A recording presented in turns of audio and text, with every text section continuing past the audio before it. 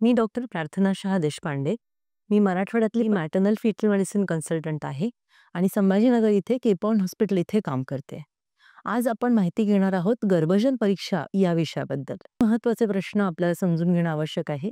नक्की कोणत्या गर्भवती स्त्रियांना या तपासणीची गरज पडते?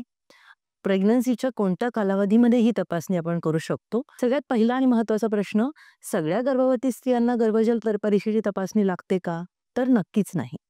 फक्त त्या महिला ज्यांना त्या अर्भकाला कोणतेही जनुकीय आजार असतील अशी शंका येते, अशाच महिलांना आपण ही तपासणी सांगतो. आता ही शंका नक्की कोणत्या कारणांमुळे येऊ शकते?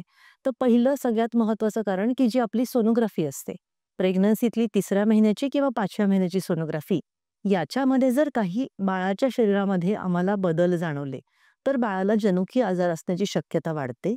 अशा सर्व महिलांनी ही गर्भजल परीक्षा करायला हवी. आणि दुसरा महत्त्वाचा मुद्दा असतो, आपल्या परिवारातील कोणत्याही सदस्याला असे आजार असतील जे अनुवंशिक किंवा जनुकीय गटात मोडतात, तर आपल्याला पोटातील बाळाची तपासणी करणं आवश्यक असतं. मग आपलं पहिलं अपत्य असेल की कदाचित त्याला काही आजार आहे किंवा परिवारातील इतर कोणते सदस्य यांना असे जनुकीय आजार असतात, जसं थॅलेसेमिया आहे, DMD आहे आणि इतर अनेक रक्ताचे, लिव्हरचे, मेंदूचे विकार असतात. अशा सर्व महिलांनी गर्भजल परीक्षा करायला हवी. दुसरा मुद्दा, नक्की कधी करता येते? तर गर्भजल परीक्षा ही साधारणपणे गर्भधारणेच्या 4थ्या महिन्यापासून पुढे म्हणजे 16व्या आठवड्यापासून पुढे आपण करू शकतो.